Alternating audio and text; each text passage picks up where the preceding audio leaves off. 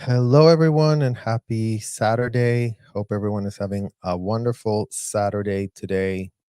Welcome back to another episode of No More Kids in Scientology. You guys, and in this specific episode, we are we've been covering this book from Lisa Marie Presley, a kid that grew up in Scientology, someone that managed to have her memoir be put out by her daughter, Riley. And we're diving into the next chapter that encompasses how Lisa met Danny in Scientology.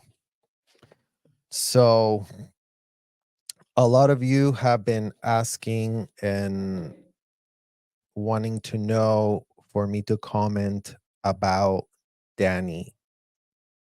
And Lisa did say that she and him were friends all the way to the end. As you guys know, Danny is the father of Riley and was the father of Ben. So we started to dig into this a little bit more in terms of really contextualizing where Danny came from and also having to highlight the age gap that existed, the quite inappropriate, the illegal age gap that existed when Danny, 24, and Lisa were getting together. Because according to what we found, it's reported that Danny and Lisa had known each other since 1984, and Lisa Marie was still very much a minor when Danny was already an adult, over the age of 21, to be precise. So, um, I wanted to start here with this quote that we found of Lisa's, you guys, that I just posted on our community tab. And you can see Lisa here. She's 19 as she's getting married. Um, and here it is. I think this is Riley. And this is a quote that we found that Lisa gave. She said, "I had been really sheltered. I got married the first time very, very young. And the marriage I was in, there was so much resentment about who I was because I had more than him, and it became a power struggle. It is hard for a man to be with a woman who is stronger and wealthier. So in my mind, I'm thinking, I know I'll get with someone more compatible." So unfortunately, there is this quote from Lisa that speaks to the power dynamic and balance in that relationship, that we would push back, we would literally push back a bit on this because as Lisa stated here, she was married very, very young. So um she was, and as it says here, that she was sheltered. And again, you guys, she was sheltered because she was purposely being isolated. Her freedom was curtailed. Her moves were being surveilled.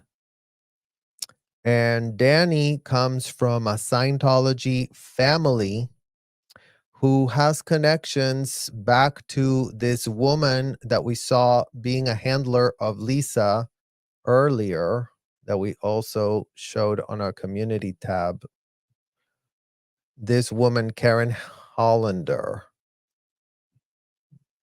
this one here, this woman that's in the black, Karen Hollander, that has been part of the celebrity handlers that Scientology uses to control their celebrities.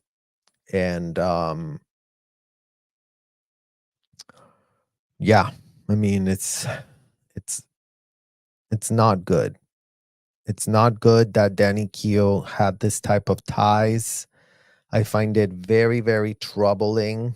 I've spoken to a few sources that knew of their relationship, and unfortunately, Danny's loyalty to Scientology, as it is expected of them, to always side on the side of Scientology, always side on the side of the so-called president's office.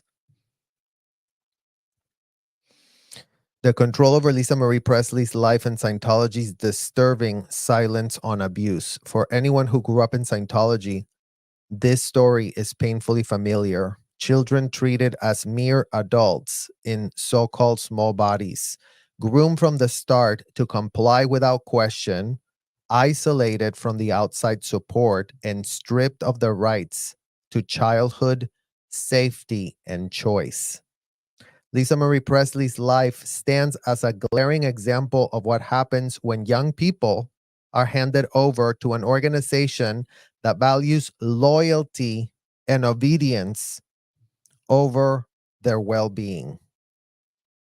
Scientology didn't just fail to protect Lisa, it actively facilitated the control, manipulation, and isolation that defined her early relationship, especially with her first husband, Danny Keough. Here is the reality. Lisa was only 17 and still a minor when she began dating Danny Keough, who was not underage himself. In any responsible environment, the situation would raise immediate concerns. But within Scientology, the fact that a minor was dating an adult didn't matter. Why? Because Scientology teaches that children aren't children.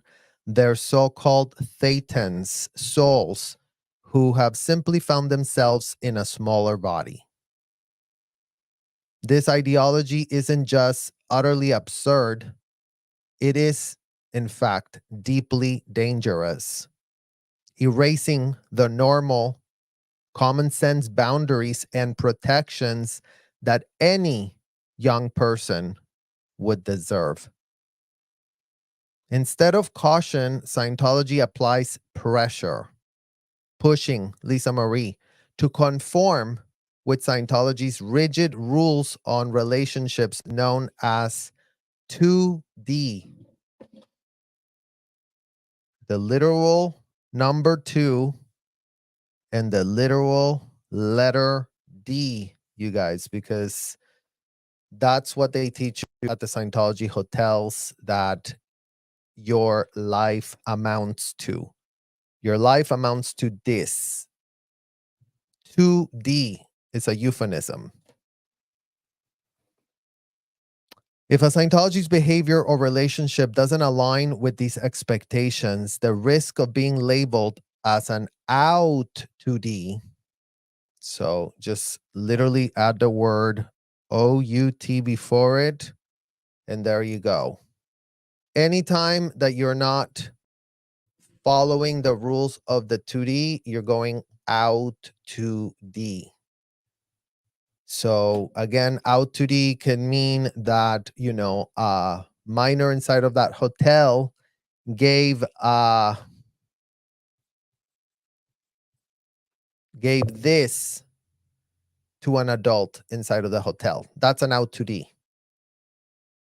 That they're not calling this statutory rape, they're not calling this a felony, they're calling it this.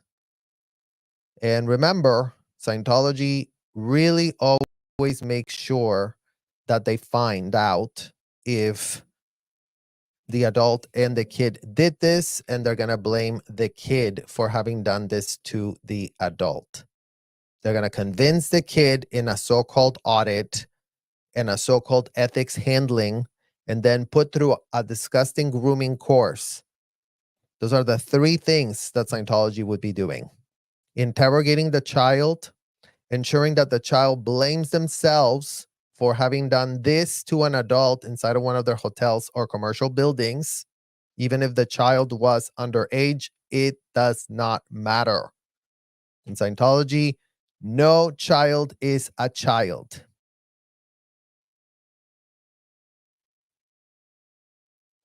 So,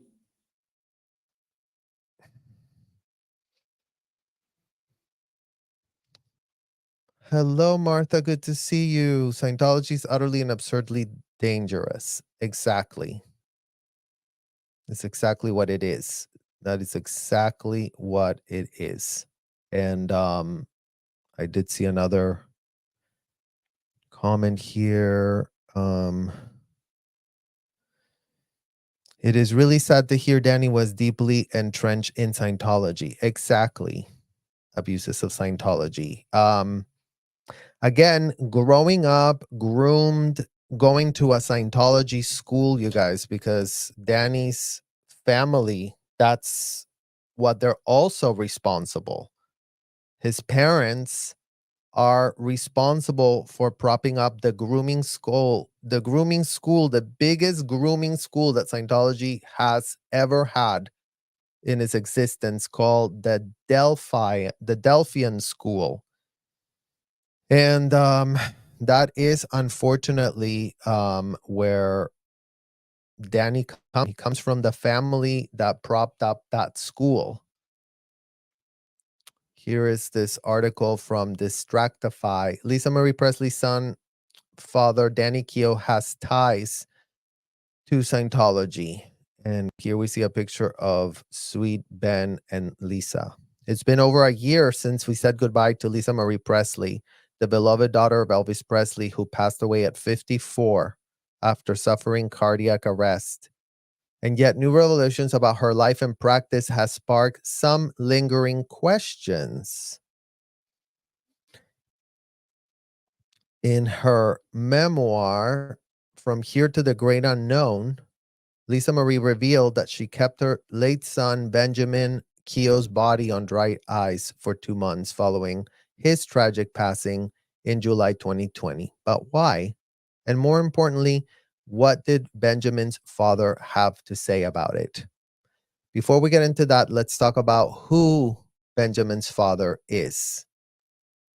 All about Danny Keough. Lisa Marie had her son Benjamin with Danny Keough. The two also share daughter Riley Keough, Elvis's firstborn grandchild, best known for her roles in Daisy Jones and the Six.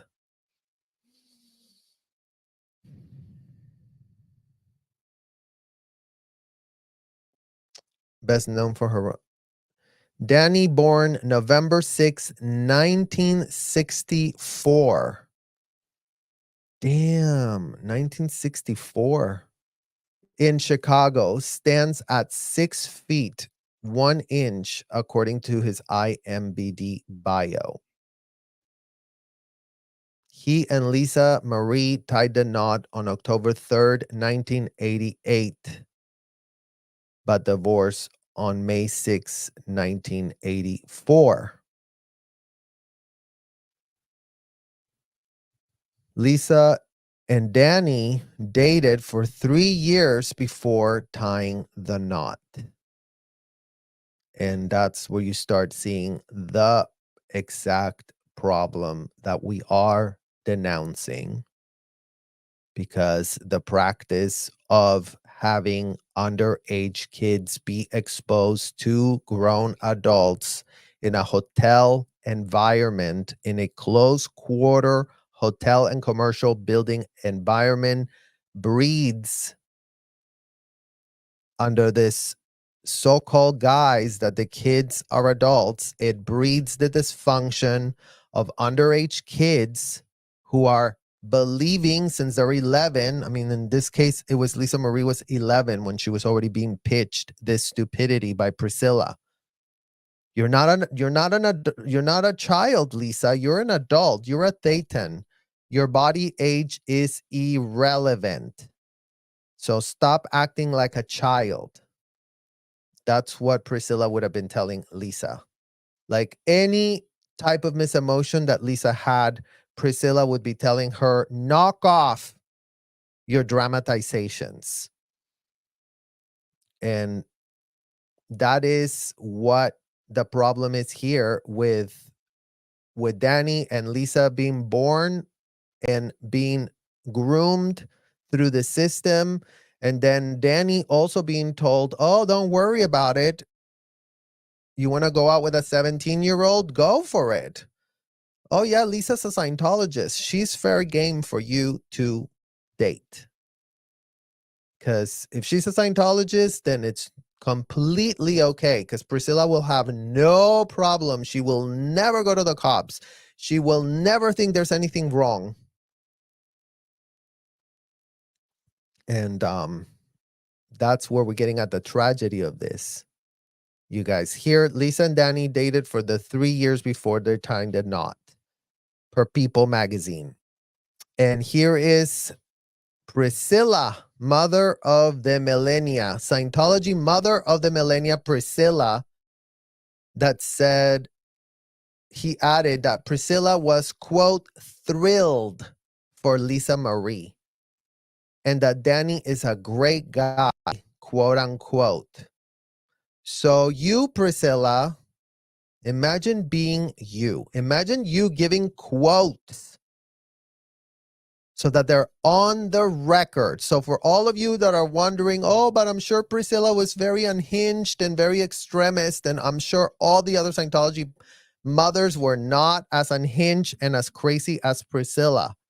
Wrong. So here you have Priscilla saying that a literal man who was of no age to be dating a 17-year-old was a great guy. And for all of you that want to go tell me, but Serge, Priscilla and Elvis, Priscilla had the assignment that she didn't understand. That's what it's called, Priscilla. You didn't understand the assignment. You went and exposed yourself to someone that was older to you. By all your accounts on the record stated with you pursuing him to no end. And in what world did you not take stock of your decisions and choices at the time? That yes, it was back in the day and maybe it was very normal and everybody was doing it, but it's incumbent to the people that go through that dysfunction to self-reflect on the aftermath of that dysfunction, Priscilla.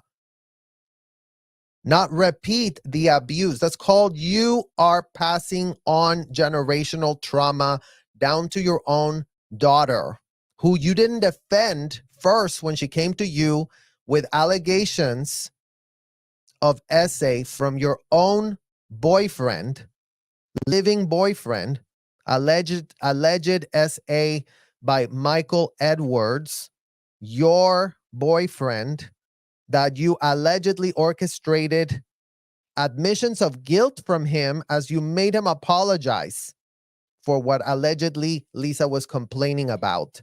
And here you are giving quotes that you were thrilled for Lisa and that Danny was a great guy.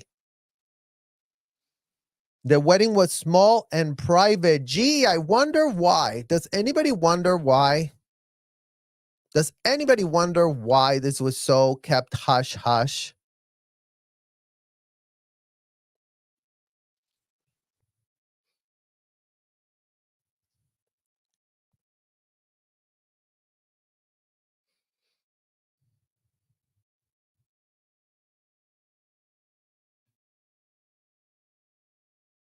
Mm, Jesus. So private, in fact, that cameras and paparazzi had no idea it was happening until it was over. According to People, Lisa Marie and Danny exchanged vows in a parlor at the what? Celebrity Center International. You guys. Celebrity Center International of Scientology in Hollywood, California. And yes, it's still open today. Lisa Marie and Danny's marriage was officiated by Reverend Sarah Gualtieri. Oh my literal God, you guys. Sarah Gualtieri. Who in the literal hell would know who Sarah Gualtieri? Woman that completed a 2-week course inside of a hotel and all of a sudden put Reverend in front of her name. That's all it takes to become a Reverend as part of this hotel. You do one course, the so-called minister's course, and then all of a sudden you couldn't be more ordained. You couldn't be more religious. You couldn't, even if you're following the full advice of a convicted felon, it does not matter. And this woman here, Sarah Gualtieri, she had children of her own. And one of those children, Sarah Gualtieri, sent across state lines from California all the way to Florida.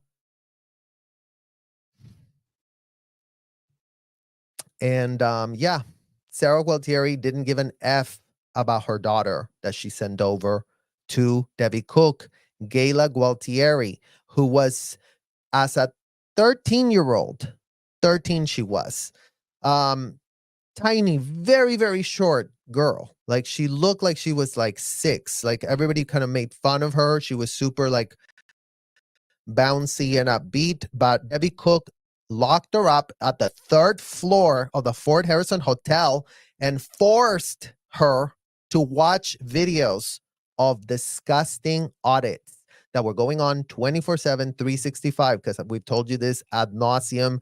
Everything in Scientology is video recorded and transcribed.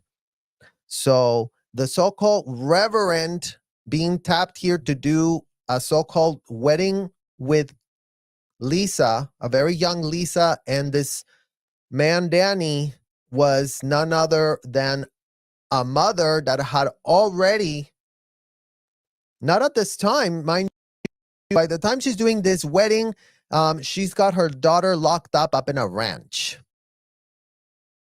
That's the type of reverend Sarah was. Let me really send my child to get locked up in a ranch. And then a few years later, let me send her over to the Fort Harrison Hotel so that Debbie Cook can have her way with her, lock her up at 13, and make her in charge of all the disgusting video recording sessions that were being performed inside of Debbie Cook's Fort Harrison Hotel. So what a small, tiny, literal world we have here, you guys, with Sarah Gualtieri being a so-called minister of Scientology at the time. Given what we know about their wedding and where it took place, it is believed that Danny is or was a Scientologist and had involvement in the religion. Danny's Keough's stepfather was a Scientologist. After Danny's mother, Janet Keough, divorced his father, Frances Keough, she married Alan Hollander. According to People, Alan was a Scientologist that served as the executive director of a mission in Davis, California, along with other assignments over the time. Alan and Janet later co-founded a private Scientology academy called the Delphian School. Also, if you guys haven't checked out my video, we covered how the Delphian School in Los Angeles is literally been sued just last week for helping to, what do you think? What would the Delphian School be alleged to have covered up?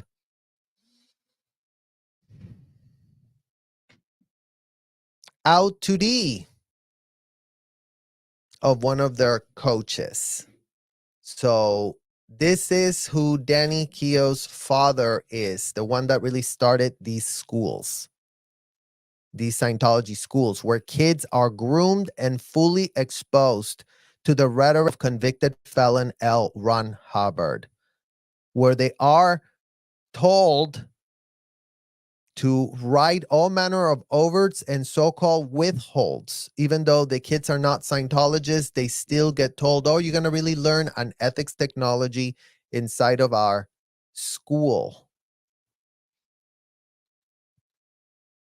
Danny and his brother Tom, which I also know Tom from Florida, you guys, he was there, right, you know, at the beginning of the 90s, mid 90s when I was there, attended and also graduated the Delphian School.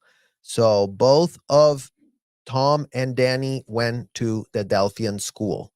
A source close to them told people in 1988. The source also revealed that Danny had a normal upbringing and was involved in art and music classes. They added that he was a bit of a rebellious youngster. See, you guys, all the contradictions. Oh, yeah, he had a real normal upbringing. There is no such thing as a normal upbringing for any child who grew up in Scientology being told that they were an adult. So let's make sure we correct this record of all this garbage statements being put up saying that even this man that did marry Lisa as a grown man didn't have a normal upbringing, being told that he was an adult and that he was a thetan and he was in a body that was catching up to his ageless spirit. So, and here they again they he was a bit of a rebellious youngster, a bit of a rebellious youngster. Like these people abuse kids 24/7, 365, and then they go and project that is the child who is rebellious. I mean, what did we learn from Lisa? Like, she thought she was a failure. She thought she was a horrible person. She thought she was degraded. She thought she effed up her whole life. She internalized all the projections given to her by Priscilla and her buddies at the hotel that she's a paid member of. That's all it took. That's all it took. But apparently, also, allegedly, Danny had a very rebellious, God knows what type of youngster rebellious is being really called rebellious. Did he go out to D with other girls? Did he do other things that were out to D? Because that would have also been considered rebellious.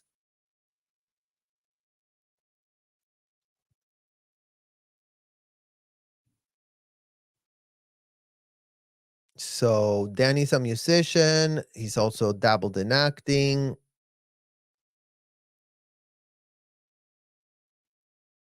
So we have all of that, you guys, and yeah, we have that in regards to the background of this man who Lisa does talk about it here on this chapter. Next chapter, about chapter 4. She'd heard a lot about Danny Keough. He was 21 years old when I met him. 21 years old. Where's our pink highlighter? Highlight this part and put it on y'all's notes, you guys. Danny was 21 when Lisa met him. And I had just turned 17. So we're off to a very, very bad start here. She talks about how he was from Oregon. So that makes sense because guess what? Oregon, Oregon. Where do you think the Delphi school is? She talks about how he was cute. He had a following And all the girls were in love with Danny, especially. They were in love with the lead singer, a guy named Alex, but he was not as cool or rugged as Danny.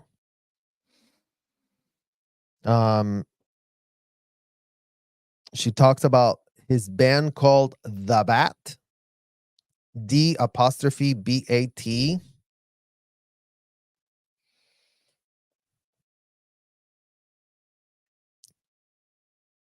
She talks about how she had zero self-confidence back then.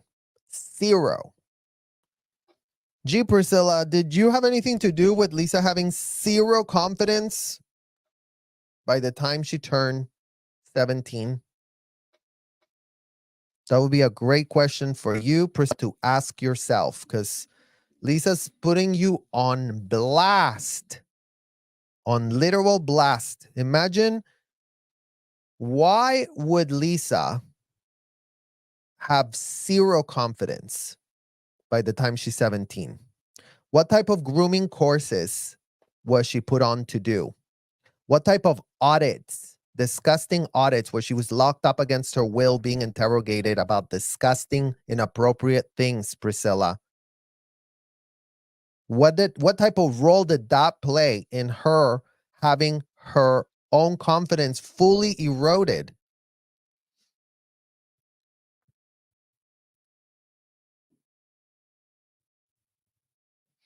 And here she talks about how she was putting her guard up because, especially what happened with an older boyfriend who sold the photos. That older boyfriend, because I mean, again, Lisa was dating older men, and apparently Priscilla thought nothing of it. There was nothing you did to prevent it. There was nothing you did to, anything. I was still living at the Celebrity Center. So Lisa was still living here as just having turned 17 at the Celebrity Center, where Priscilla dumped her in the middle of the night at 2 a.m.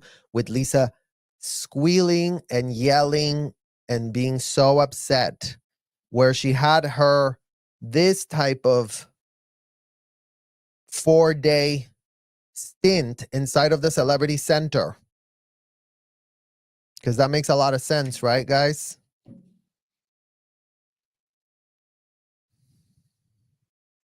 So she threw a birthday party for herself. Danny came up. Then they had a whole coffee there.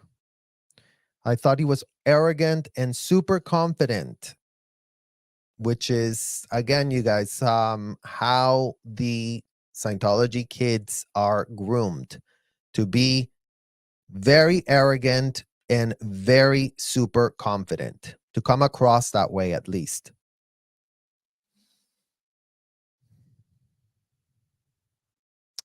So that night they ended up at a party in Hollywood Hills.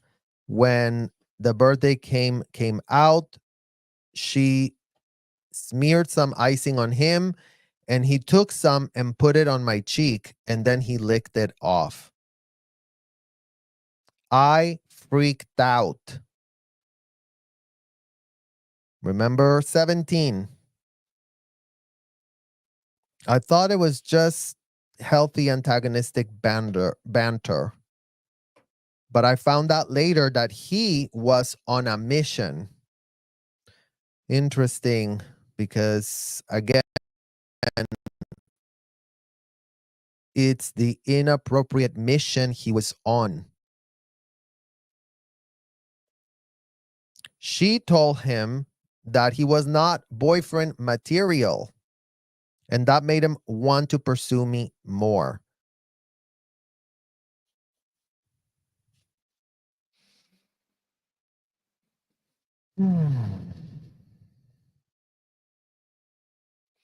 And then she was with a friend who was living with me at my mom's house, and then this friend of hers went and kissed Danny.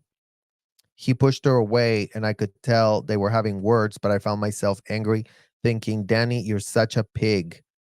You were just macking on me, and then I walk out and you're kissing my friend. A couple of weeks later, he told me that my friend had totally blindsided him, probably doing it on purpose because she knew I would be coming out to look for her. And Danny was mortified.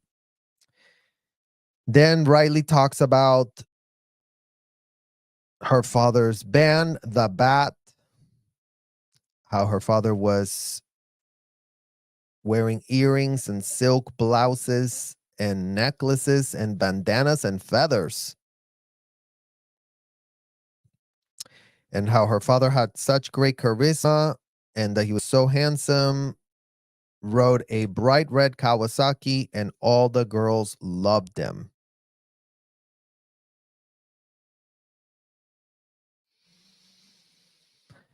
Riley says that her dad, like her mom, could care less about fame.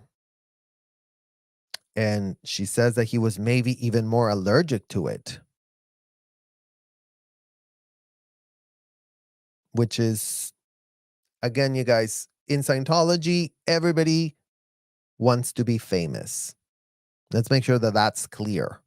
Let's make sure that that's understood for the people in the back. If you're famous, you go get serviced by the president's office. You get told that you are a special type of breed. The fame supersedes the fact that someone is a quote OT8. If you're famous, you are at the president's office. You are told that you are a VIP. If you're OT8, well, what do? Oh, I sell, jewelry at Costco.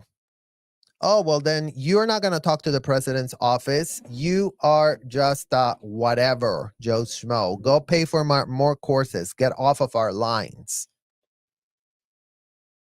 So in Scientology, they're all pressed to be famous. In Scientology, all the people their dream come true is to end up in the president's office being told that they're very, very special and that they're going to really save our world and that they have very special powers and how unique they are and how amazing they are and blah, blah, blah, blah, blah. So this idea that any Scientologist doesn't want fame does not ring true whatsoever. They all crave fame. That's what was promoted at the hotel 24/7, 365. That's who people knew was special. Inside of the Florida hotel, they have president's office, satellites offices in all the places. So Scientology is always looking out for their celebrity cabal. Like those are the ones that get all the free slave service 24/7, 365. They have access to the president. They can text her. They can call her. They can complain. They can be treated as if they're kids themselves. They can act completely infantile. They can do whatever. It's an everything goes relationship with that president whose only job is to keep them happy.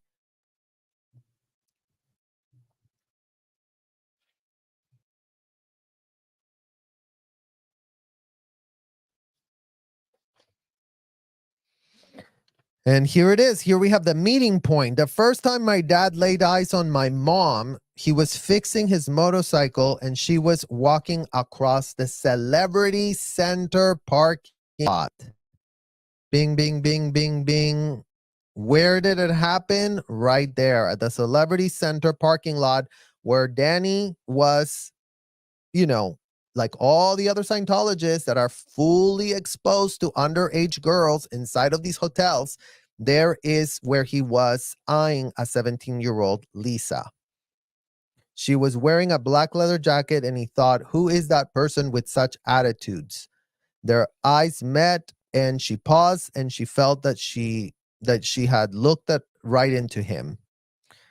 And my dad was a jazz guy. So Danny was going back to the Hollanders, going back to the president's office, going back to, oh, he's an artist. Let's really see what we can do with him.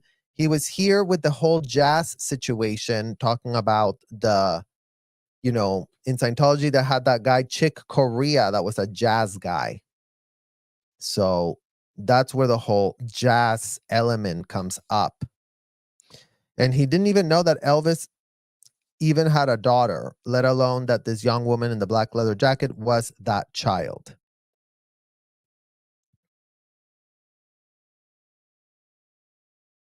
Talks about how the parents didn't get on at first.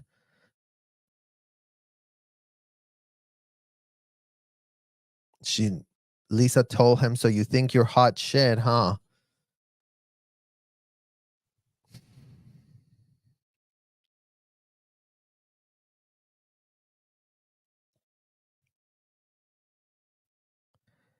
And apparently they had zero conversations about Elvis throughout their relationship.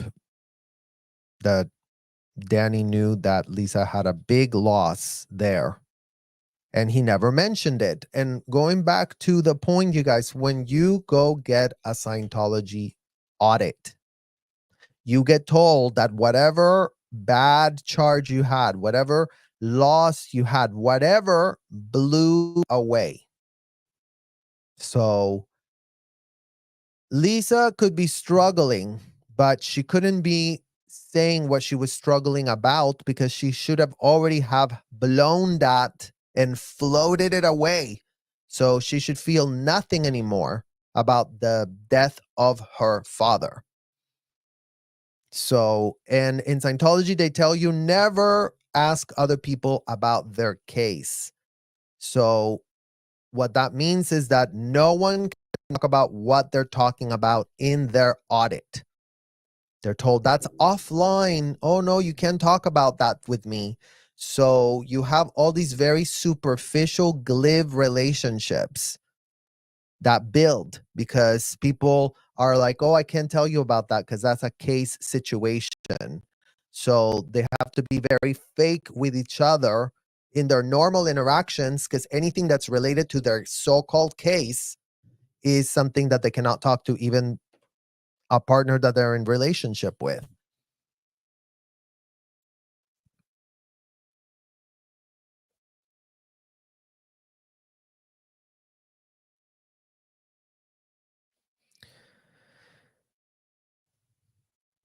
And here Lisa's talking about how she never someone had a propensity for quick she was never someone who had a propensity for quick relationships or one night stands.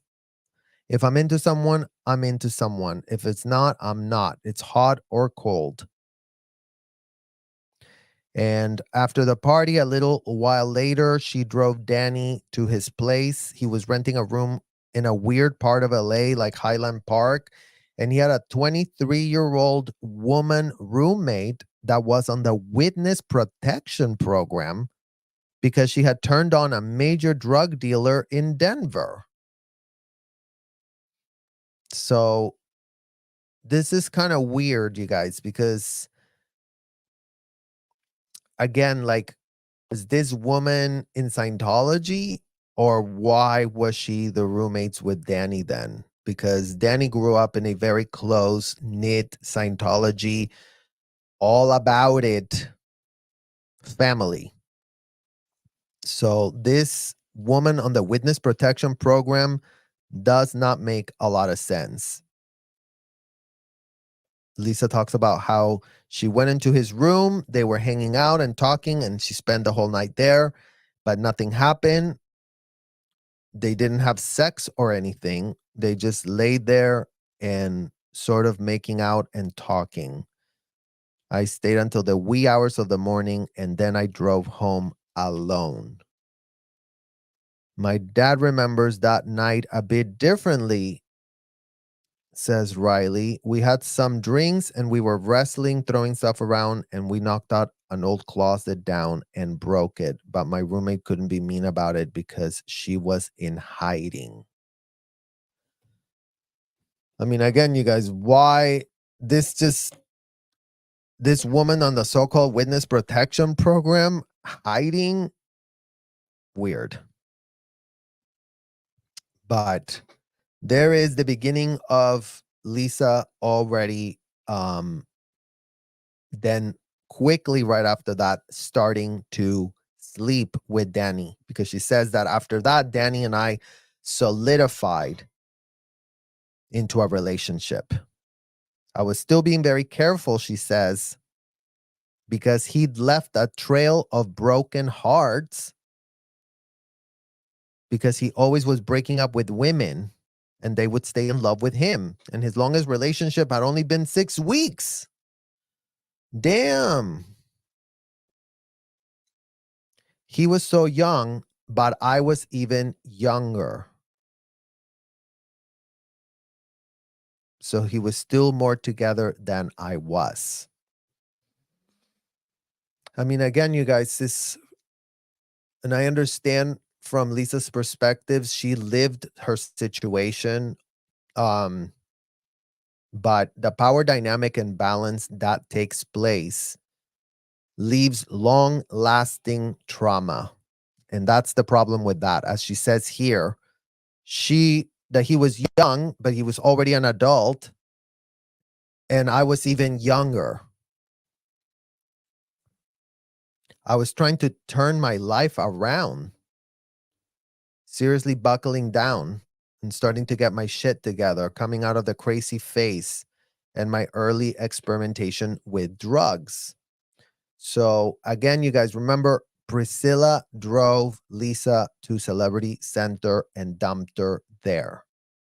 Lisa was exhibiting an exorbitant amount of trauma, bad coping mechanisms, given the fact that she had been through a lot of trauma, given the fact that none of that trauma was being addressed.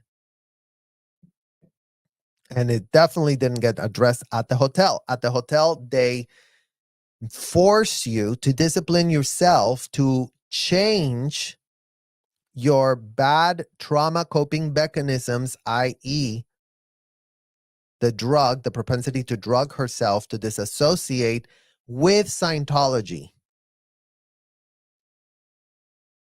So you have to pick what you're going to be addicted to. Are you going to be addicted to drugs, or do you want to be addicted to Scientology? And Scientology pitches itself as like, oh, we're such a much the superior decision you should really be taking, because in Scientology, we're not going to allow you to do drugs. So, because they play this very like puritanical BS that, oh, we don't do drugs here. Meanwhile, all the trips they're taking, compliments of the rhetoric of convicted felon L. Ron Hubbard. What are those? What are those trips that they go on? When they go around a hotel telling all the kids that they are adults. What type of drug trip is that? It's a drugless trip, what Owen Hubbard concocted for his surrogates. It's a drugless trip. And he forces you to become very like productive on doing all the bridge and all this other things and all this fake productivity that has nothing to do with you bettering yourself, especially when you're the context of Lisa being an underage minor that Priscilla dumped there in the middle of the night. I hadn't been a drug addict, but I had been super curious and I would do whatever came along.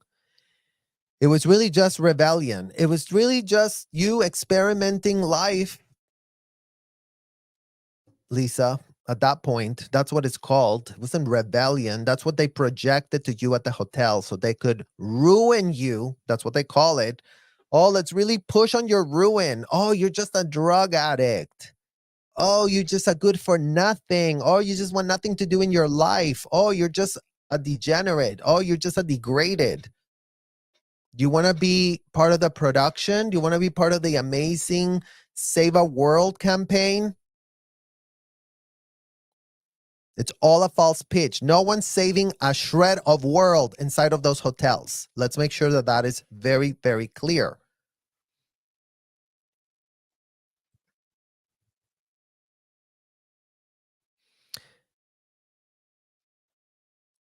You must have something bigger than the rush drugs give you, bigger than the feeling, bigger than the happiness, bigger than that emptiness.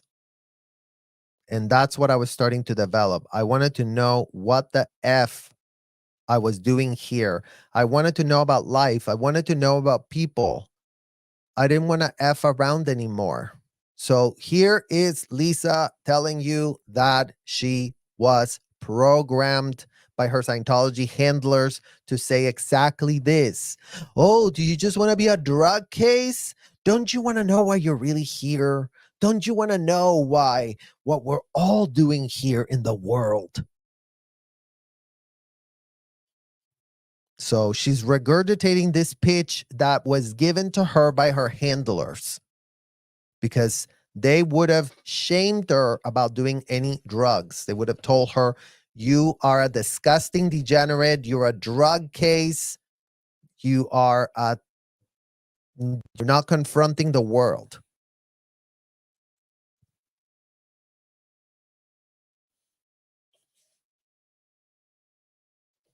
Lisa says that she found Danny's confidence and his cockiness attractive. I tend to be attracted to strong alpha males, probably because of my dad. My dad was very much the alpha, and I was a total daddy's girl. And even though she was a strong female, that doesn't mean that she wants to wear the pants or be the shot caller. I don't mind if someone takes that role. And Lisa talks about how she and Danny only lasted for 4 months initially. I was worried about Danny having a wandering eye. He could be a slippery son of a, you know what, hard to keep a hold of. So, I mean, again, you guys, this is giving manipulator. This is giving the power dynamic imbalance could not be more well written by Lisa here. Of course, her unaware. Mind you, she's writing this book desperate in her last years of her life.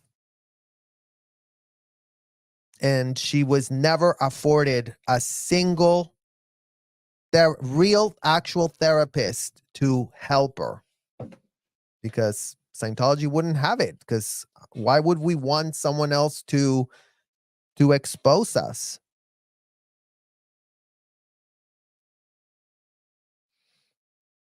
And Lisa talks about how she was feeling like she was hanging on to him and they broke up. She was brokenhearted for 2 years, stuck on him, stuck and obsessed.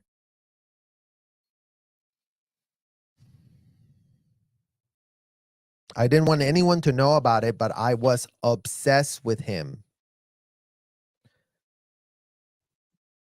Danny dumped Lisa for an Italian girl with hairy armpits.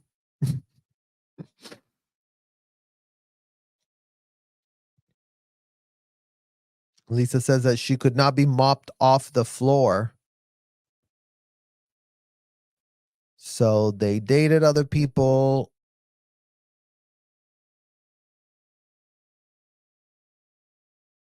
Lisa then starts going out with this guy, Brock, the bug squatcher, a guy who was literally getting off on dropping potato bugs and watching them splatter. It would actually give him an erection. That's so gross. Brock was also really good looking and in AA. Well, imagine, Lisa, that you would have been better served going to an AA program than being in that disgusting hotel that your mother was keeping you in. But this whole bug squashing thing.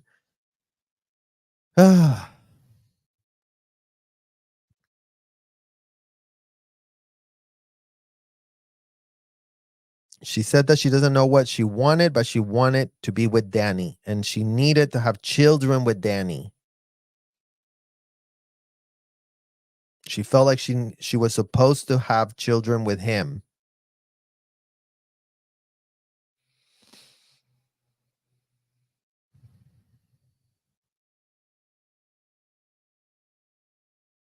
But then Danny moves away from LA, and then they run into him at parties, and then that would destroy her because again, the Scientologists were always throwing parties and barbecues. You guys, that's how they recruit you. Oh, let's bring everyone to the barbecue. Let's have a party. Let's bring everybody. And then everybody knows each other because that's how a cult works. It's all about hierarchies. It's all about who is who. It's all about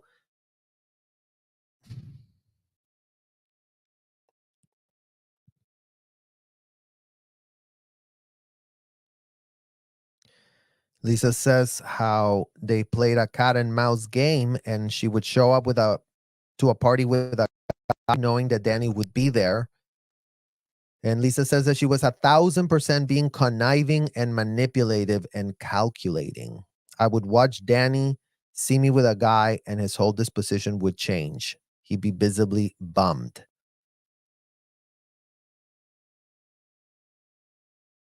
And then Riley talks about how Lisa chased him for 2 years. There was no shame in her. And that Danny was afraid of her fame, was running from the phenomenon of her.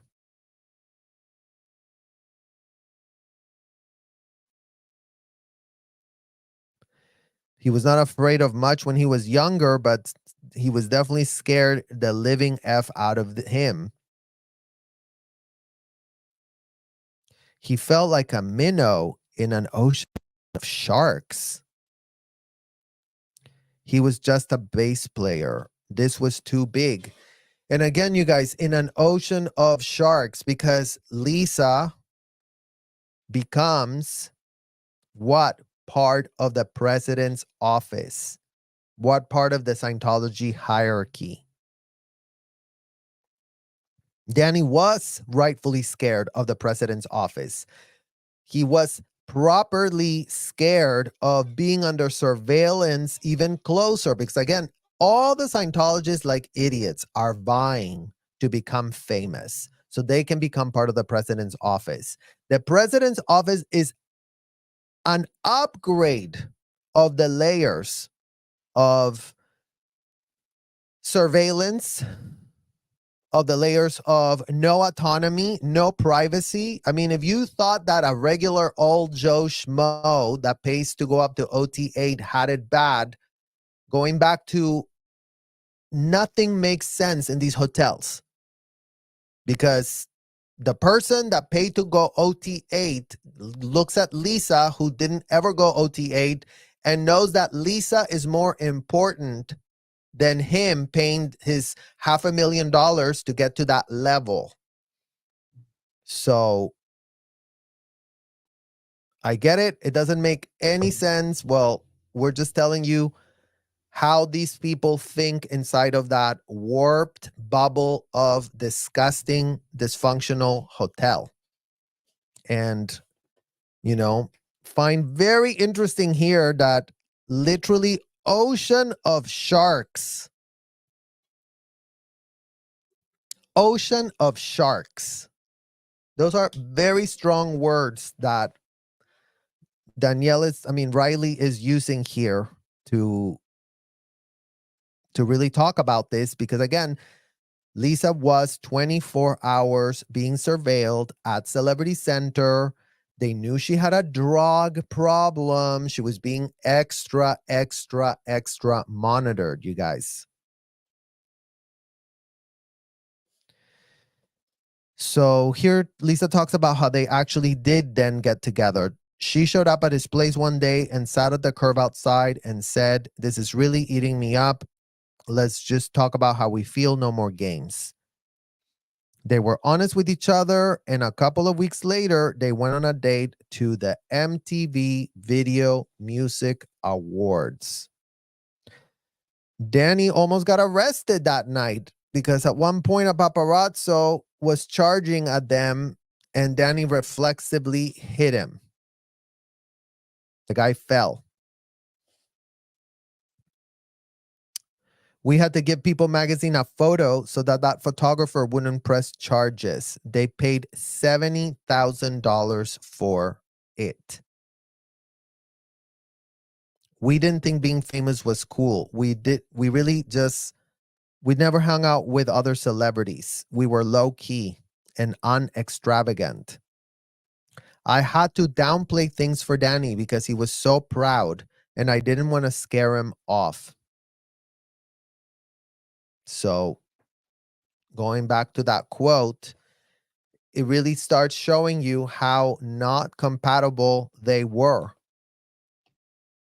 with Danny not being sure of himself enough to not have a problem with this coupling.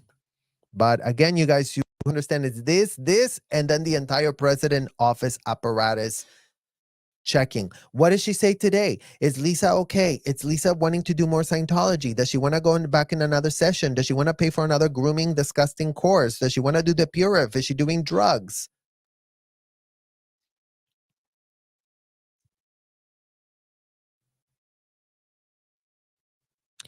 He would work odd jobs, painting, roofing, doing construction, and play whatever gigs he got. I mean, these odd jobs of the painting and construction, guys, it's literally very Scientological. They're always doing renovations. They're always, needing people to do this type of work. So plenty of people like Danny were doing this type of menial construction works to get by and pay for their next Scientology course. I didn't live like a princess either. My first car was a Toyota Celica Supra.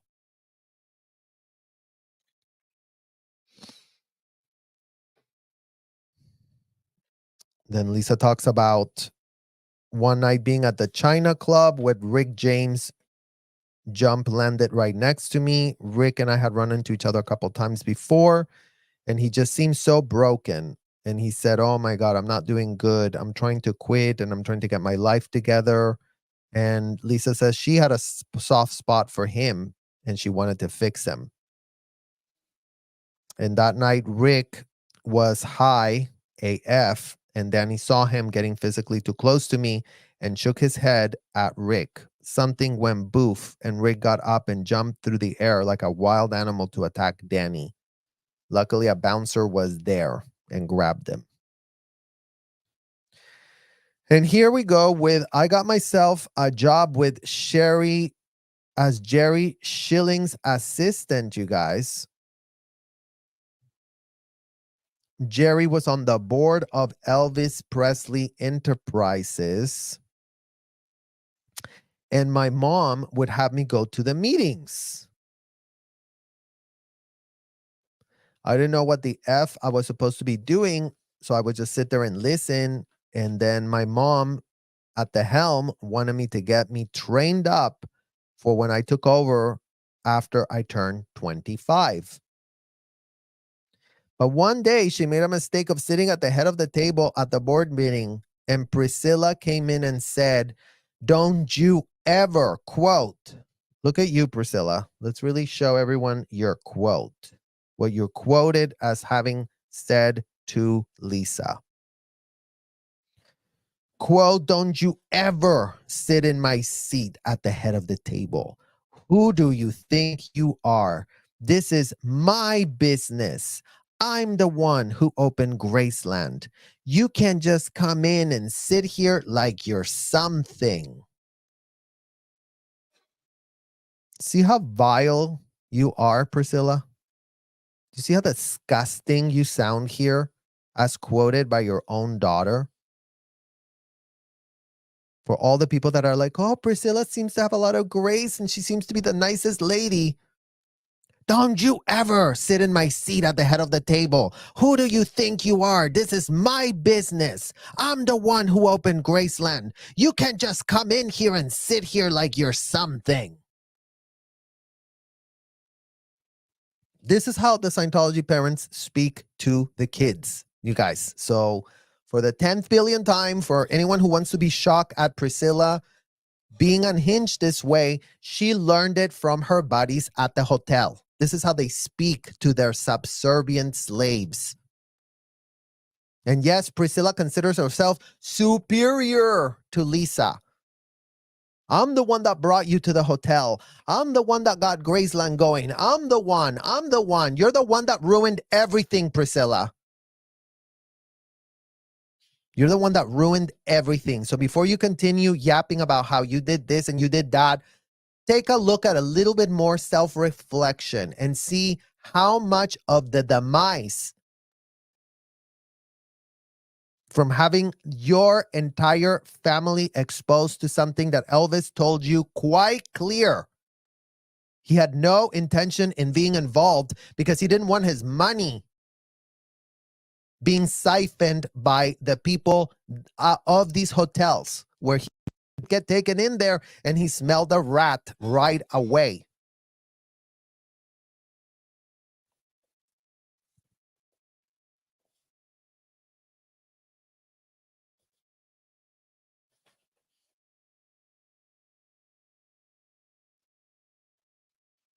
Then there's this weird thing about how Jerry Schilling, as working as the assistant managing Jerry Lee Lewis, and Lewis was the worst possible to try to the worst person to try to manage.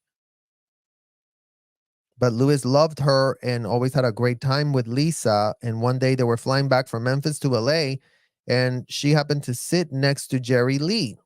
And when they landed, the office got a message to me in the plane that said, "Don't get off, don't get his luggage. There are feds waiting for him at the gate."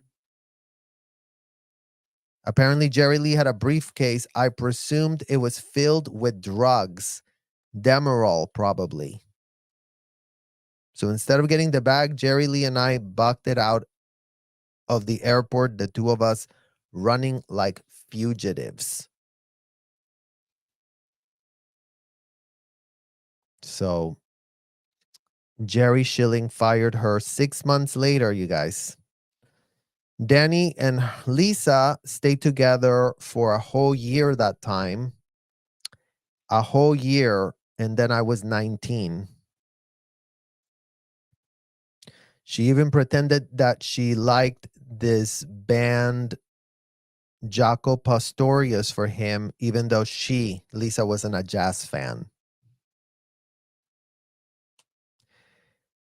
The last year that Danny and Lisa were together, she got pregnant, but it wasn't the first time she had gotten pregnant from him.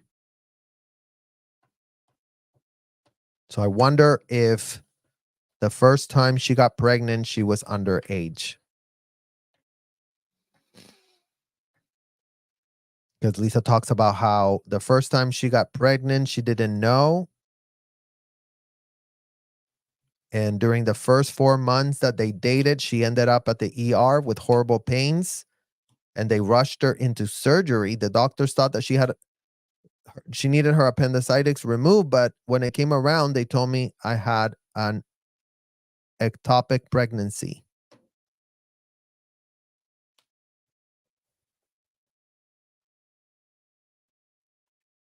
She had never gotten pregnant with any other person, which is fascinating because she says she would have been equally as sloppy, not using birth control or whatever. But with Danny, it happened that first time, and then it happened again when we got back together. The second time, I didn't know what to do, and neither did Danny. And she ended up having an A. Lisa says it is the stupidest thing she ever did in her whole life, and she was devastated. Remember how we were talking about this, you guys? Lisa getting pregnant out of not being married with Danny is called out to D. It's called, Lisa was told, you are in an out to D. He's not even your husband. You're not even married. What in the hell do you think you're doing? So for all of those that go, would she have been pressured into doing a handling and going for this? I mean, definitely if Scientology was afraid of the backlash of having a minor ending up pregnant, because again, that creates paperwork. So who did you get pregnant? Who's the father? Oh, he's the father. How old are you? How old is he? Not what Scientology once reported.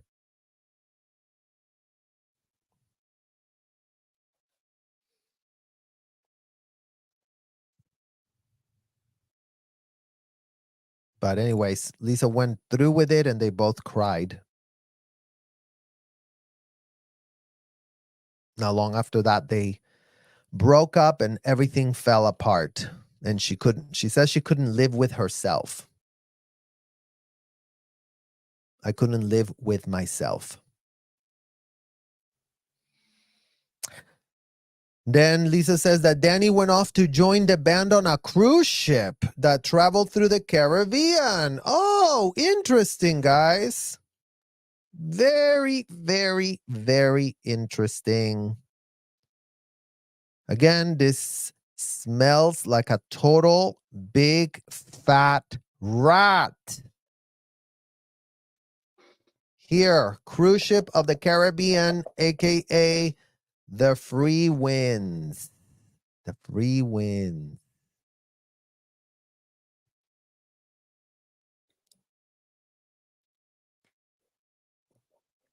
Danny had no reason to have been shipped to this Free Winds, you guys.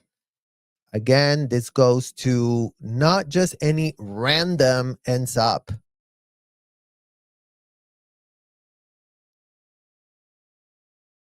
On a band, on a cruise ship, on Scientology's so-called floating cathedral that they have for themselves at the Bahamas.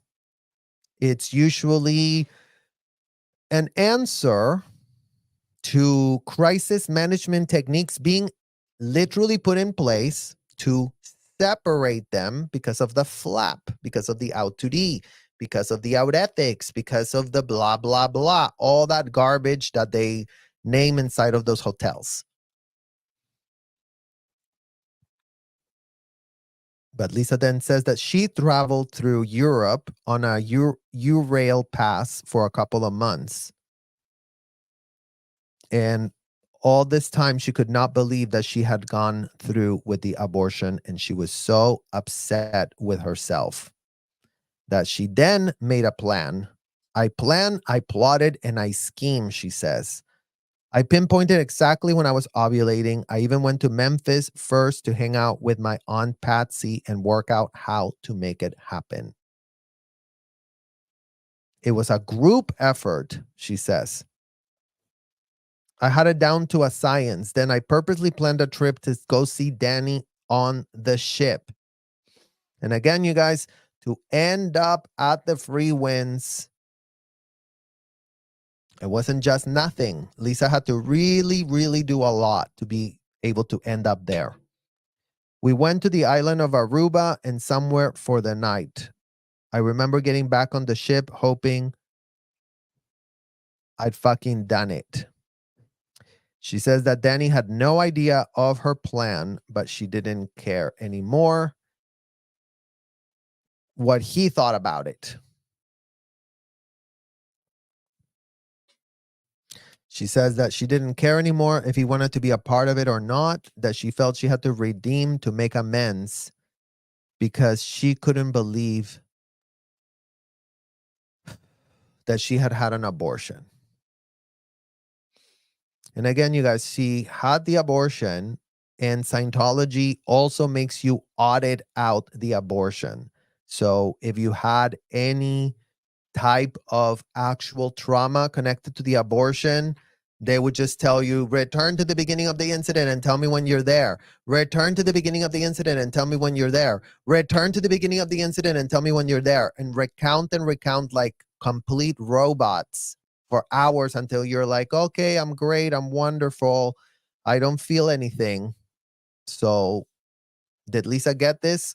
I don't know, but that's usually what the handlings are. And remember, in Scientology, everything has to be done standardly. So that's why we're able to contextualize so much of this, you guys, because whatever the convicted felon said to do, someone had to be implementing it on the back end. And if they weren't implementing it, then that would be weird that they didn't implement it. But here is Lisa with the maturity of a child, planning and scheming and plotting, not dealing with her own trauma of what actually is going on with her, that she ends up in this situation.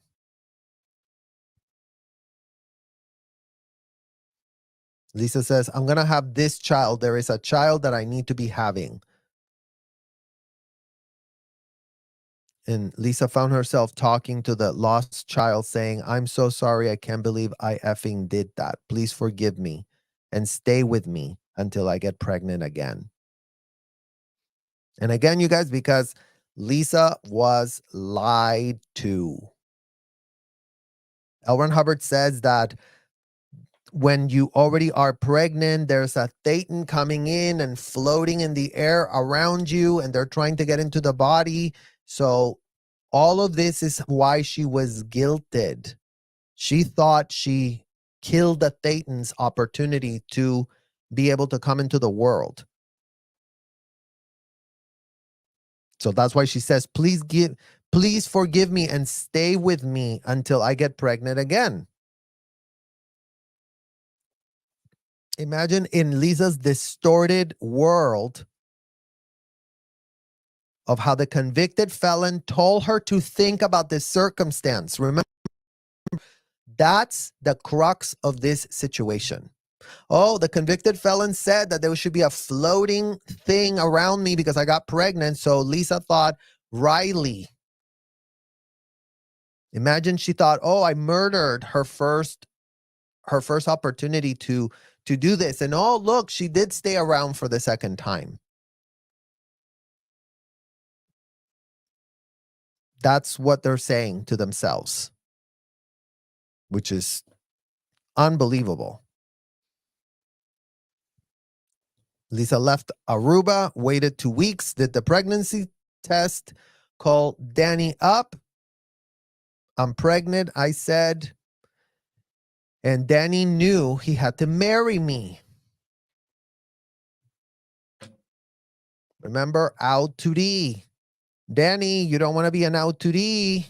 You don't want to have a girl pregnant. You don't want to have a flap with a celebrity being pregnant and no one knows who the dad is. So he knew she had to marry him. She trapped him. I didn't really mean to, but I did.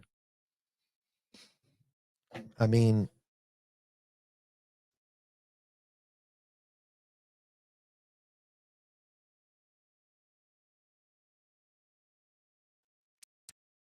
Riley talks about how her mom told her every detail of timing of her ovulation from the moment in Aruba, and she absolutely meant to trap my dad. I mean, again, this is a child that got exposed to an older man at the age of 17, Riley. So trap my dad, and I get it that your mom is saying trap, and I trapped him and I did it. Your mother was not doing an ethics handling. Your mother was a child who should have had a mother that cared for her, that didn't dump her at a celebrity center where she was going to be raw meat for including but not limited to older men such as your dad that was there, not as an underage child, as an older guy already getting into relationships with underage children, because that was happening at those hotels 24/7, 365, every single year that we've been there. So for all of you that want to be, oh, but I'm sure it didn't happen a lot. It happened a lot. Lisa and Danny are not but the tip of the literal iceberg of disgusting dysfunction that everyone in Scientology is highly aware about. You guys don't think that this is like, oh, this is so niche to just Lisa. This was the norm. Older guys, younger girls. Older women, younger guys. Everything goes. Inside of the hotel, everyone is an adult.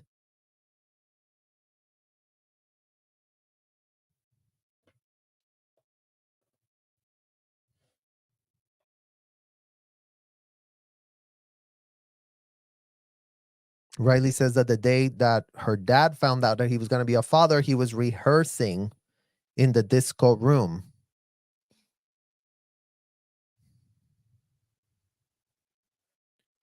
The ship was swaying back and forth, and the drummer cymbal fell, and he had to save it from crashing down.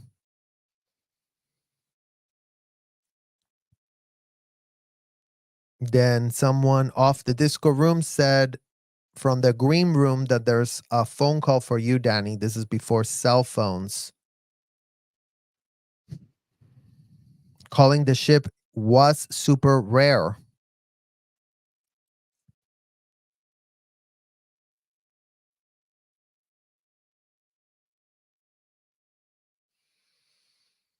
When the dad got to the phone, Lisa said, I'm pregnant, and my dad dropped the handset. He was in shock because he never planned to be married or have kids.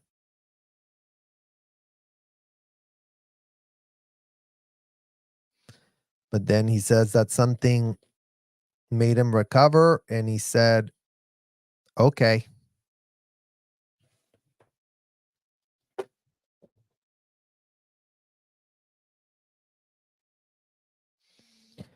And here we go, Priscilla. Here we go. Paging Priscilla Presley. Please come to your nearest ethics officer to go over yet another contradiction on the literal public record, Priscilla, because apparently you have no credibility. Apparently you don't give an F about your credibility. And apparently your daughter is just about to completely deny that fake quote that was put up by these people about how your people told people how thrilled you were about Danny. My mom wasn't thrilled. To her, Danny was just a really good looking wild musician with no real job and no real prospects. Damn, Priscilla, I'm saying you a gold digger, but, so because Danny wasn't Elvis Presley, then what, Priscilla? Imagine that you go around saying that Elvis was the love of your literal life. Makes me nauseous. He was just a good looking, wild musician with no real job and no real prospects. This wasn't something a parent would want for their kid.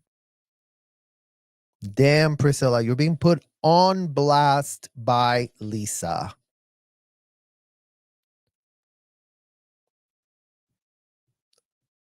Okay, really grab your vomit bag. You guys have it right next to you right now. She told me I needed somebody more distinguished, more established.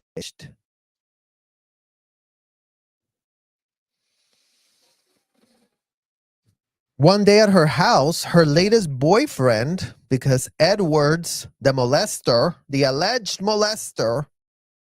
alleged person that Priscilla broker an apology for the essay that Lisa told you about she had when she was, 11. That one was out of the picture. But Priscilla's boyfriend took Danny down to the tennis court, and when they got back, Danny was pale. Nobody knew what your boyfriend did, Priscilla, what the hell your boyfriend did. Because he was always busy having meetings and nobody knew what in the hell he was meeting about. He was very Machiavellian. Damn, Priscilla. Imagine here you are telling your daughter to not date Danny, who, again, sources have told us, you guys, that for the time being of whatever in the hell that was, there could have been some love there. But the love was not devoid of the dysfunction that was playing out due to those artificially propped up dynamics of bringing an underage child to a hotel.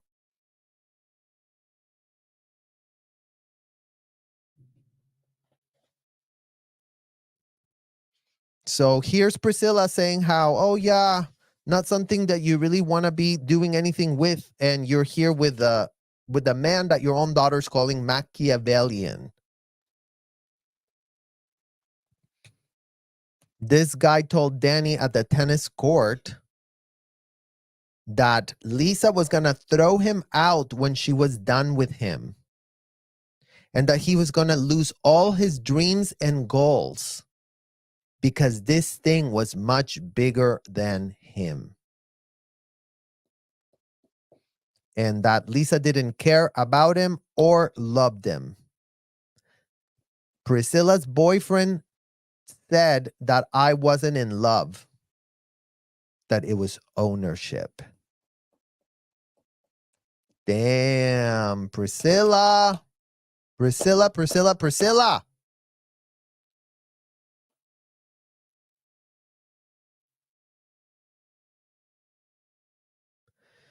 Here comes Riley, you guys, with the real actual tea. There were multiple attempts to get my father away from my mom in order to gain control of her. And the tennis court was the first attempt. Attempts. Multiple.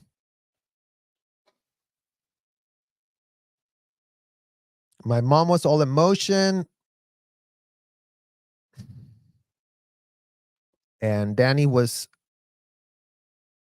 deeply intelligent. And that threatened people. He was a problem because he made it harder to control her. Oh, so the truth is coming out, Priscilla. No wonder you didn't want him. The minute you started losing control of Lisa, there you are with your alleged Machiavellian boyfriend to see how you can go help yourself. There were attempts to have me aborted. Attempts to have him followed, incriminated, but he always came back swinging until it nearly killed him to protect her. Priscilla, this is giving fair game. Were you involved in a fair game campaign, Priscilla, over this?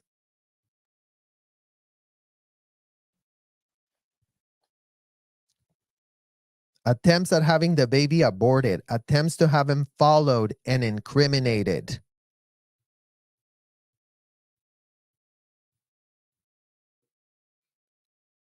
Riley says that while her dad was on tour, the boyfriend, the Machiavellian boyfriend of Priscilla, the alleged Machiavellian boyfriend of Priscilla, the one that Lisa just put you on blast about, Priscilla, your boyfriend allegedly hired PIs to investigate my dad's past. And then he told my mom that what they discovered was so terrible and dark that he couldn't even tell her. Imagine that what was terrible and dark, Priscilla, was the fact that, yes, your 17-year-old daughter was handed on a silver platter to Danny Keough to have full unfettered access to her, to date her, to go wrestle with her, to quote, do all these other things that they were doing when she was of no age to consent. Something that you should have understood back at that literal time, Priscilla, since you had already seen that that was not a right way to be doing things. And it is illegal. So for all of you that say, yeah, but times are different, it's been always illegal to do this. I don't give an F if it was decades ago. It was illegal then. Was it not enforced? Well, yeah, apparently it wasn't. Apparently, thanks to Priscilla, it wasn't. Apparently, she outsourced all of these decisions to her amazing hotel.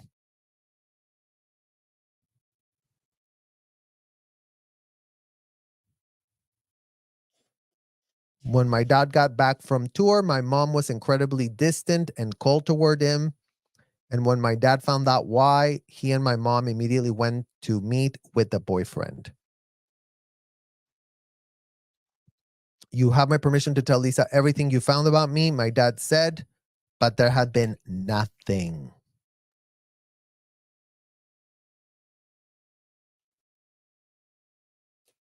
So Priscilla's Machiavellian boyfriend just said that it was all a mistake. And then he just shuffled out of the room.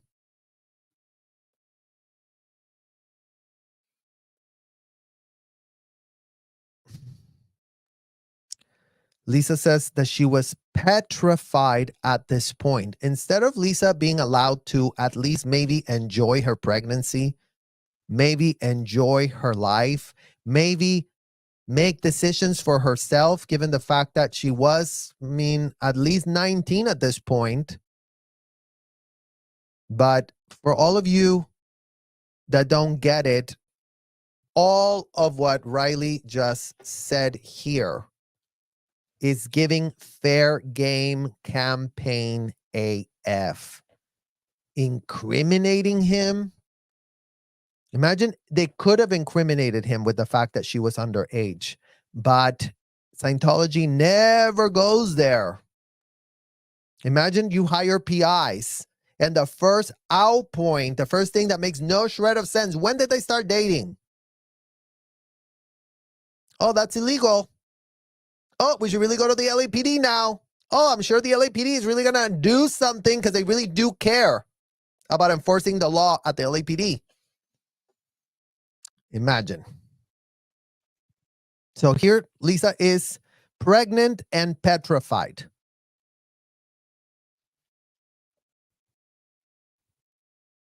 She felt like her and Danny were against everybody. Trauma bonding AF. But I stayed pregnant and we got married at the Celebrity Center with my mom and minister and a few close friends in attendance. About 6 months later, we had a big wedding reception at the Bel Air Country Club. I wore a white dress for my family friends so everyone could feel a part of it. And Lisa was very pregnant by then. She says that she was struggling with the baby weight and getting nailed in the press for it. Back then, they called you fat when you were pregnant. The patriarchal press from hell. She had a lot of paparazzis following her, and there was so much attention of her being pregnant that she just couldn't bear it. She was being harassed constantly. And for the first time, she was getting into car chases, driving crazy, trying to get rid of them just to go to the store. She and Danny got their first regular house in the valley. They were preparing to have their baby, but the pressure was probably the worst she'd ever known. The police did help them get out of the hospital, and that was also very stressful, trying to deliver a child and having to post security and police officers on the door, with paparazzis trying to get in and the police trying to get everyone out, like to try to get the president out of a building.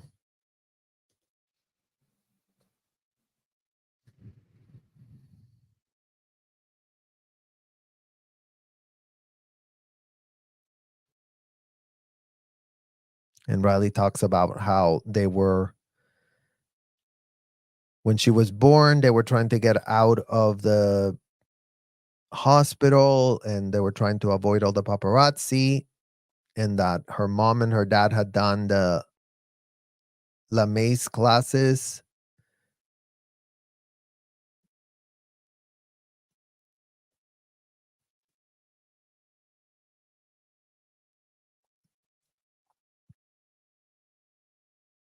My parents named me Riley.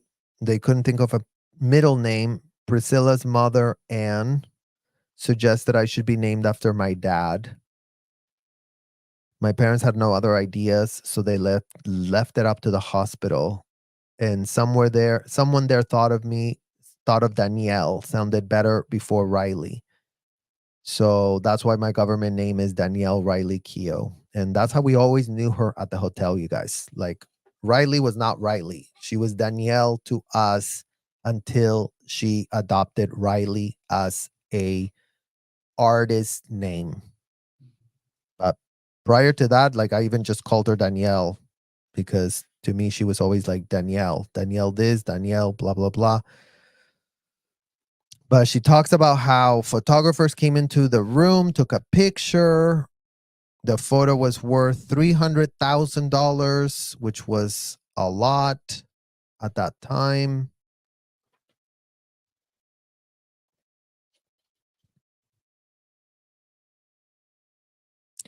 So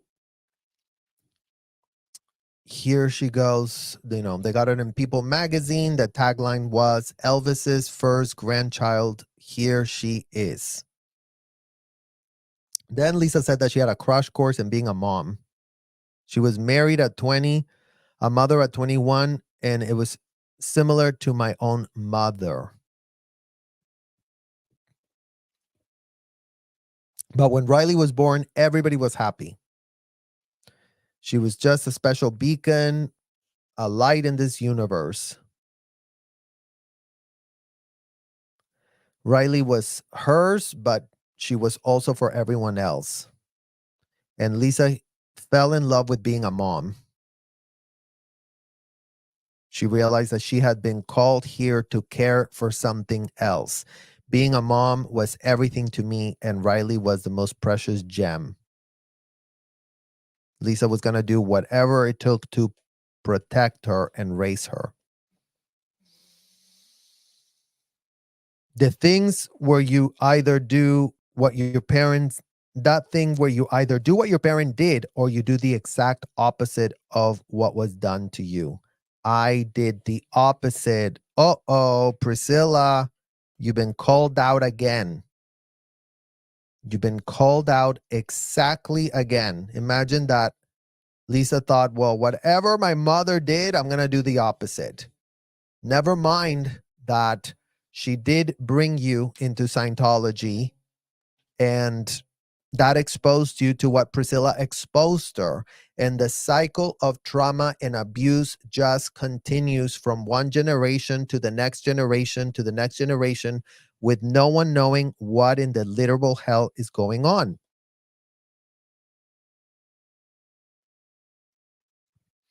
Danny started getting called out to play for a band, 10-inch Men. Lisa says she developed a bit of a crush for the lead singer, and that became an issue in their marriage. Then that lead singer, drunk one night, told Lisa, if it weren't for Danny, I think you and I would be perfect together. I told Danny that he said that. I was always very honest with him, but it was hard because Danny would be on stage and I would be watching the lead singer, and it made Danny absolutely crazy and it broke up the band. Danny started doing mushrooms and smoking weed. And it was causing huge fights because I had become totally anti-drug by that point. Oh, did you become anti-drug, Lisa? Or were you forced to be anti-drug by Scientology? Because again, you guys, any ideas we had about the world were being shaped by the pitches put on the record by the convicted felon. Mostly they gotten their shit together. They moved into a house on Mountain Gate above the 405, and then they were just like a married, normal couple having parties and wait for it, barbecues. What did I tell you that Scientologies love? Oh, let's really have a barbecue. Let's see who we can invite. Let's see who we can disseminate.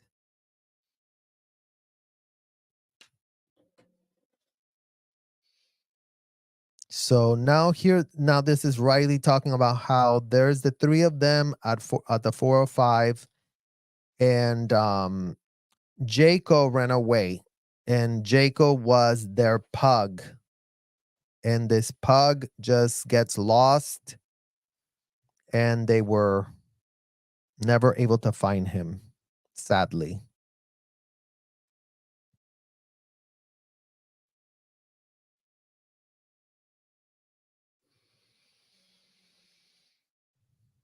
And then here talks about how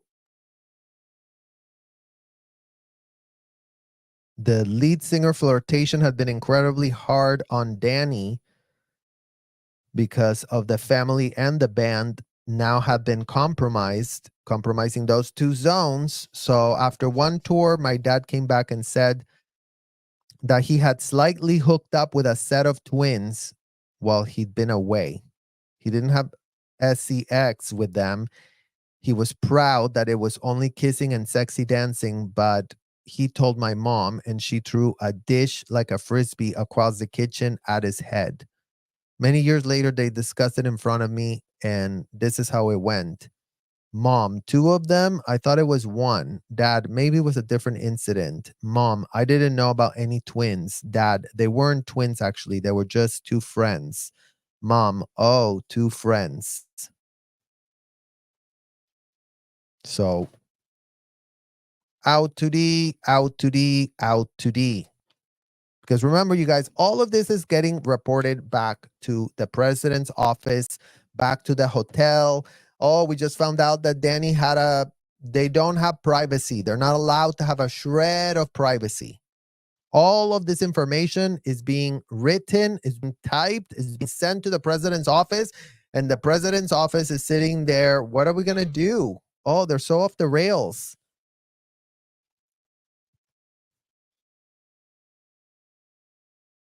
Pretty soon after they moved back to the house, they started to get death threats. A guy from the south that had no teeth and was 7 feet tall and was saying that I'm going to unalive Danny and get my child back. He wrote from the depths of Arkansas. My dad sent me and my mom to Hawaii, and he sat at the house with a GUN in his lap waiting for him. My parents hired private investigators tracking the man when he got to town, but the authorities could only hold him for a few days in LA, hence the GUN.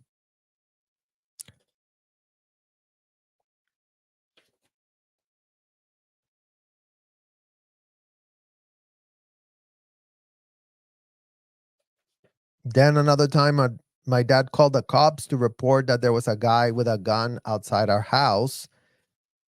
They came and stumped him to the ground, and then he sued my dad. After that, we lived mostly in gated communities. We had to. And here goes back to Lisa, you guys. I love being a mom so much that I wanted another child, and I wanted a boy so badly. My mom had given me advice on how to have a boy or a girl. Basically, she said that boy sperms gets there quicker than girl sperms, but dies off faster. So if you want a boy, you have to have sex just before the start of your ovulation to get the first sperm only.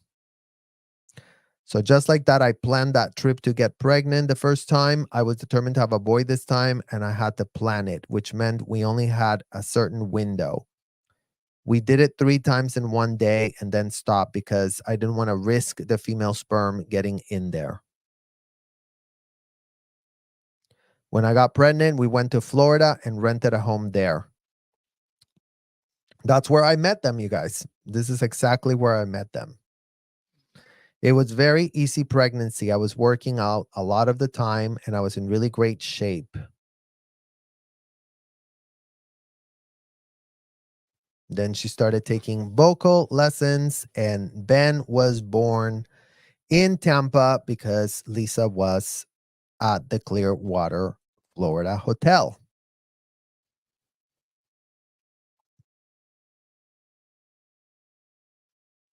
And then that's when Lisa started to take vocal lessons. Riley talks about how much Lisa liked the extreme weather of Florida with the thunderstorms.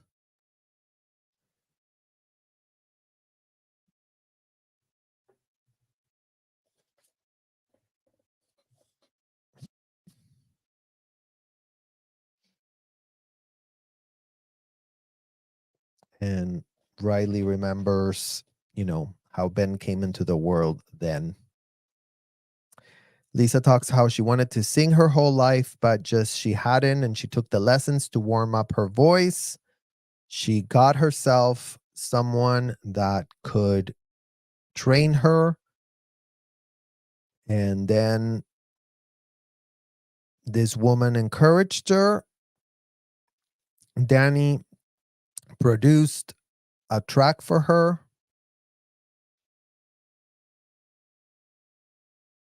Danny produced Baby I Love You at the legendary One-on-One studio in LA.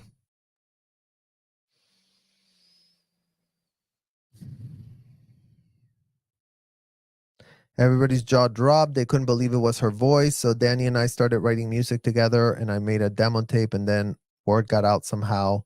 That's when Prince, Michael Jackson, and everybody started swarming in, and that demo tape changed our lives forever, you guys.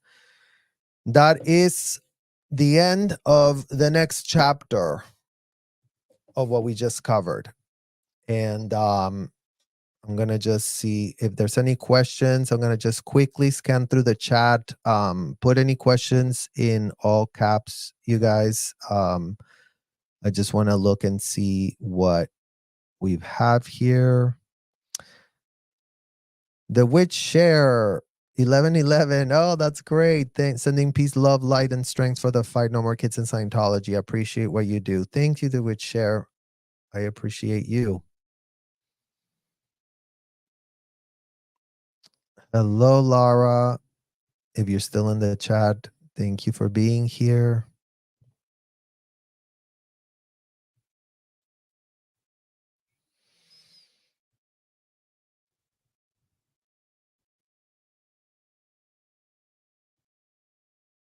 Deborah Diggs says, strange as it is, I never heard of Scientology until Priscilla put Lisa there.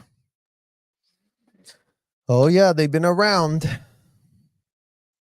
Natalie, did Danny Keough leave Scientology? To my knowledge, he didn't. Again, leaving Scientology with a family that's so entrenched, with his parents being the founders of the Delphian school, the top school of Scientology where a lot of recruitment of children happens. I doubt that he has left. There's no evidence of that. So I would say no.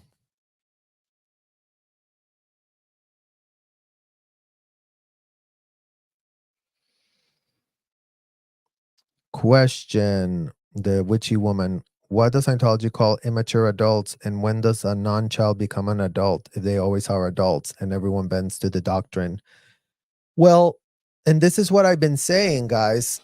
The adults are infantilized by L. Ron Hubbard, and then they call the children adults.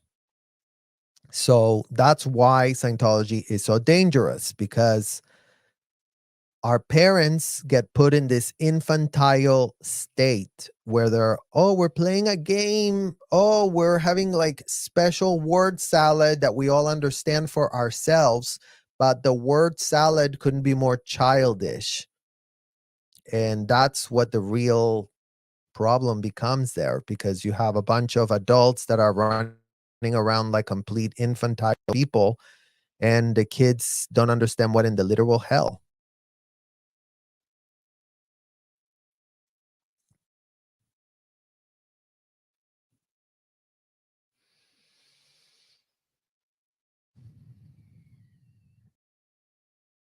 And yes, Lynn, you're right. Lisa dumped Danny just out of the blue and quickly married Michael Jackson, but he still stayed with. And I would argue that why did Danny stay with? Because, like we did cover at the beginning of our live here, we have this quote that we found where Lisa is saying that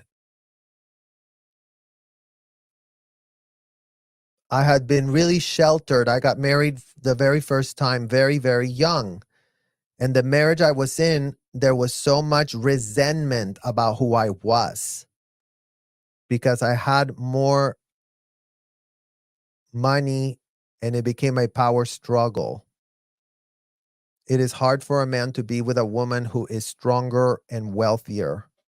So in my mind, I was thinking, I know I'll get someone more compatible.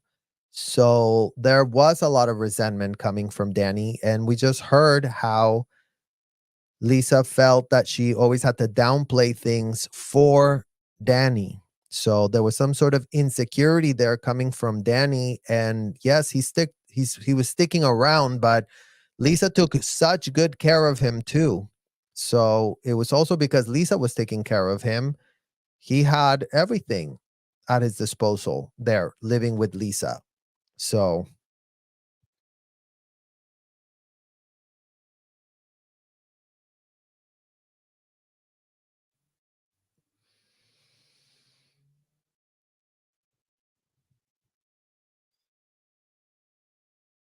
Mr. Chip, so Lisa Marie went through the heartbreaking trauma of losing the one person she always felt safe with and then thrown into the upside down world of Scientology. Literally, you just said everything in a nutshell. Yeah. Deborah Diggs, is Riley still in Scientology? Yes. All indicators point to yes. And we would know because she has special Scientology handler friends that have been since her childhood installed in her life. So she has very, very deep bonds to girls that she grew up with Scientology that she would not be able to afford not talking to them. And if she is in any way negative about Scientology, then, you know, that type of thing happened.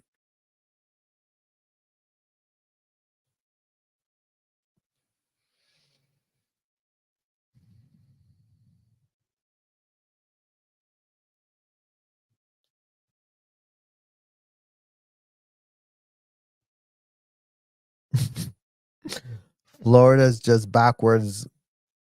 It's pretty backwards. It's pretty backwards. It's pretty corrupt. The fact that Epstein thrived in the state of Florida, the fact that P. Diddy thrived in the state of Florida, the fact that Scientology has its literal mecca in the state of Florida. That's three strikes for Florida right there. Three strikes. In what world is Florida so friendly, so easy to have no shred of laws available to protect the kids?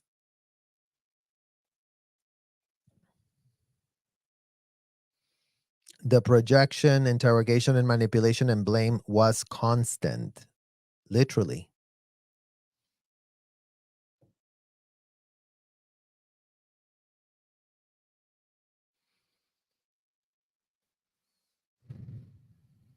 Exactly, Martha. Of what are the Scientology people really saving a world?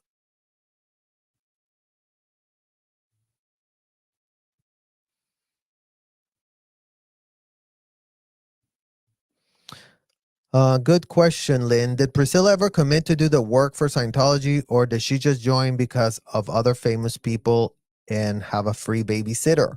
I mean, a little bit of all of the above. Again, Priscilla installed herself in the president's office where she was getting free help from Scientology, free handlers. Um, but yeah, I mean, Priscilla was doing the audits. She was doing all the things that she exposed Lisa to. And that's why we always say, you guys, like, in what world do the Scientologists claim to want to have a shred of plausible deniability when they did all the abusive audits, all the disgusting grooming courses, all the ethics handlings on themselves?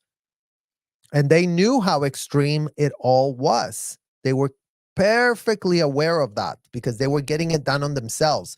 In what world is an adult so comfortable with those levels of extremes then go, oh, you know who would really love to get this? My child. So, yeah, Priscilla was, you know, doing the work of the Lord according to her. But exactly, Mudskipper. Fame, aka Lucifer. Don't be fooled by the rocks that they got. Hello, Cassie's Corner.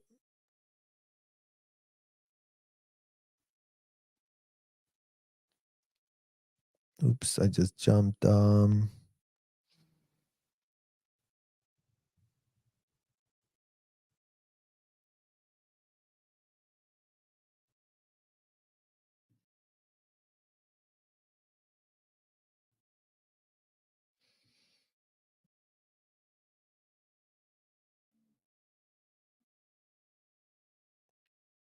Exactly, Etsy. Just for the record, Prissy is the one that left Elvis. She wanted to pursue an acting career and she didn't want her to. And again, Priscilla sued Elvis Presley not once, but twice as they were so called getting this divorce. So, in what world does a divorce say still use the name of a husband that you sued twice to get divorced from, Priscilla? Because that's what makes no shred of sense. In what world are you still calling yourself Priscilla Presley when you were married to a lot of other men for a lot longer time than you were ever married to Elvis?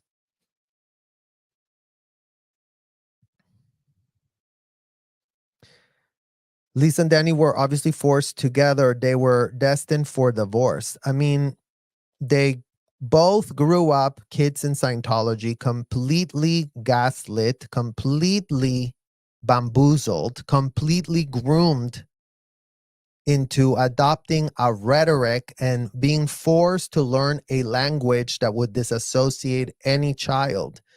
So the level of dysfunctionality was all there for everything to go upside down, honestly.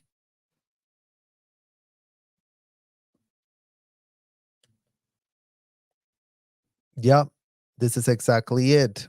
The older human becomes, the less they think for themselves and passes the unthinkable down to the next generation because they just become infantile puppets, you guys. It's all just make believe. It's so sickening. Course correction. It seems like Lisa wanted Danny for the babies and friendship, but she was already looking at his band members and forming connections with others, and so was he. Um, yeah, core correct. And I mean, again, they were both so young, they were both so inexperienced, they were not being allowed to really live their life to figure out who they were, because in Scientology, they tell you who you are. You never are allowed to find out for yourself who you are, what you like. They tell you what to like, who to like, what to speak about, how to speak about it. I mean, it's just so dehumanizing. It's disgusting.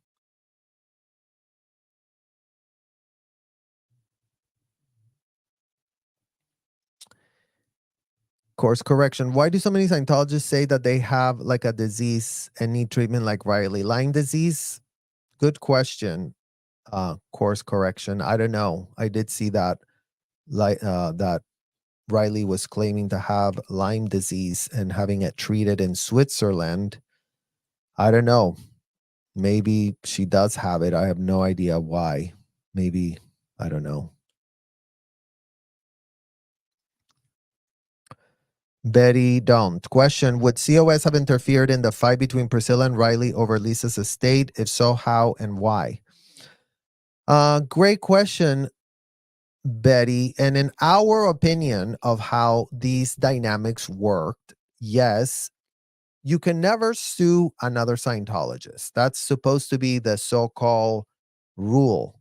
But the fact that Priscilla did sue in this case was giving that she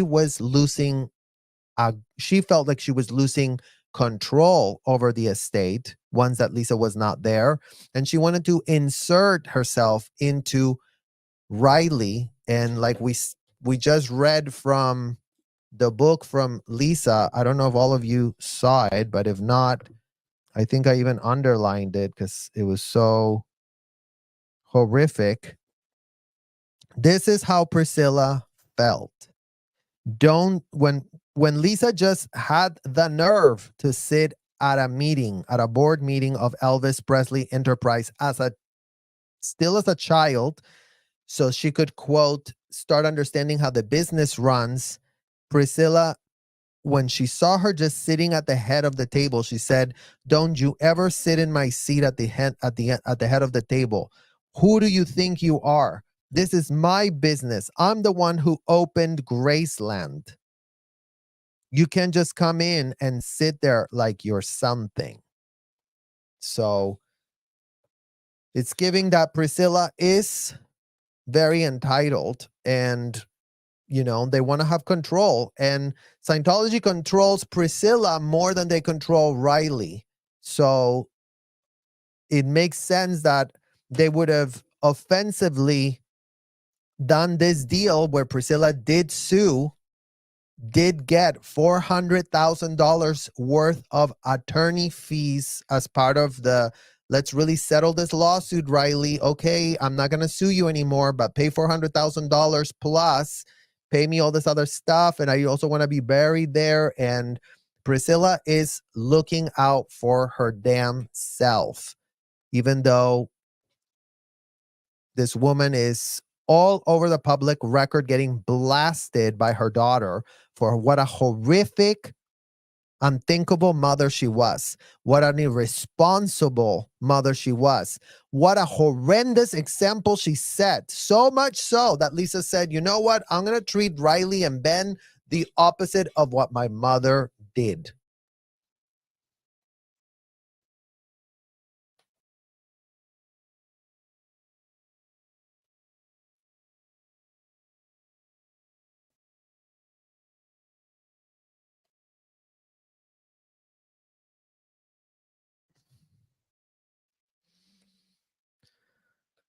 Yep. Did Marco Garibaldi marry Priscilla and join Scientology? I don't know if Marco was there already, if they were introduced through Scientology. I'll have to look into a little bit more.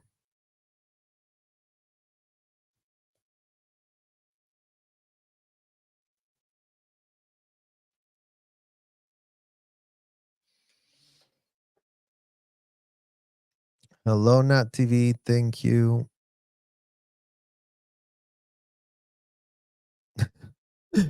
Thank you, Martha. Good point.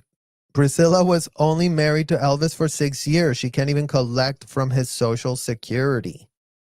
See, Priscilla? It'd be great to start reconciliating the accounts and seeing how much you have claimed for yourself. Because that would be very, very interesting to actually understand. So, well, thank you guys. There you go. Another chapter. I know that was a lot. And I know that we are going to continue contextualizing how families are systemically destroyed things to the works of convicted felon L. Ron Hubbard and his surrogates who are out there like infantile idiots pretending that a convicted felon can be reframed as an American bred god. So let's make sure that people understand that a convicted felon cannot be an American bred god. Those two things do not go together whatsoever.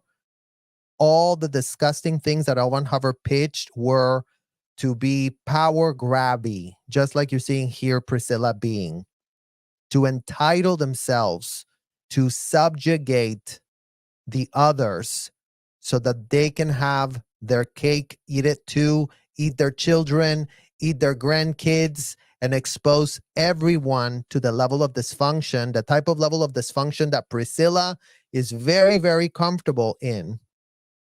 And that's why we're calling you out personally, Priscilla, because it seems like you were the matriarch of this family. You were the one that brought all of them in. You were their groomer. You're the one that said, oh, really learn these words. You're going to get so powerful, Lisa. You have no idea. Let's not forget, Priscilla introduced Lisa. As soon as John Travolta told Priscilla about Scientology, Priscilla's like, where do I sign up? And then Lisa was exposed to it.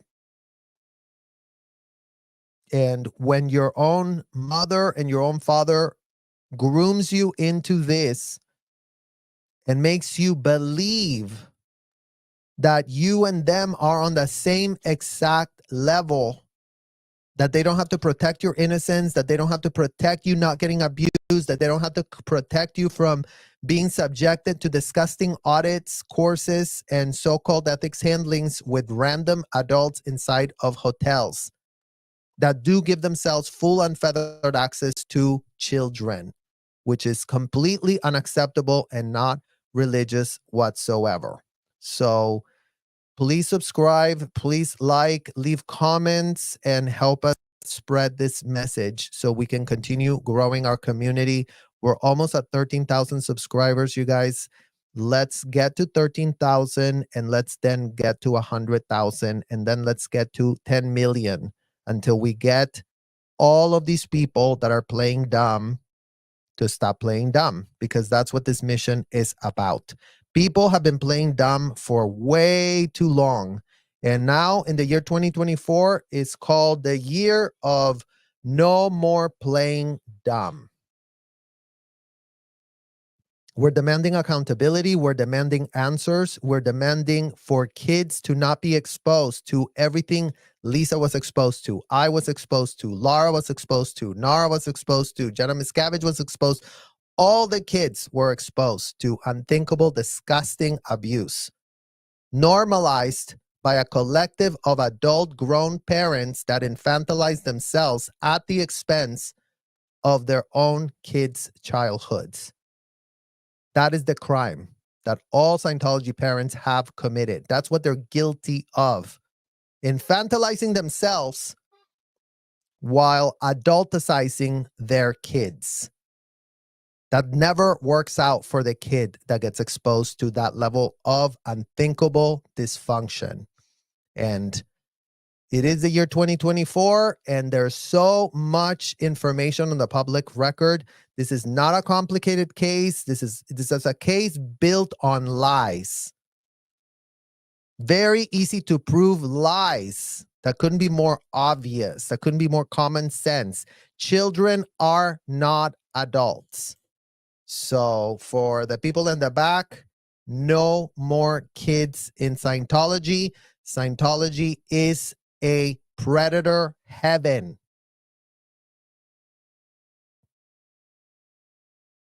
So in what world is a predator heaven a place for kids to be exposed with full unfeathered access, with parents that go, everything goes inside of that hotel. Go audit my kid. Go give him an ethics handling. Go put him to do a disgusting grooming course. Go marry him to an adult. Go have him start dating another grown-ass adult that is there, getting unfeathered access to kids. All of that is unacceptable. All of that is not okay. All of that is highly illegal. All of that isn't religious whatsoever. All of that is state sponsored by the Internal Revenue Service of these United States. So just so you don't think that, oh, nobody knows a shred of a thing, the IRS is fully in the know. The IRS has every last tax write-up, tax exemption form that the Scientology people have been turning in as they get their felonies laundered inside a hotel pitched by a convicted felon that told them you can float your felonies away. Well, you know what? You cannot. Felonies aren't something to float. That is ridiculous. That is stupid. That is beyond infantile. It's literally only a degenerate would go, oh, you know what would be a great idea? To go commit a felony and then just have a machine where you can just float it. It couldn't be more stupid or ridiculous and outrageous. So let's complete this mission and demand full accountability. Thank you guys for watching, and I will see you all soon, and have a great weekend. Bye-bye.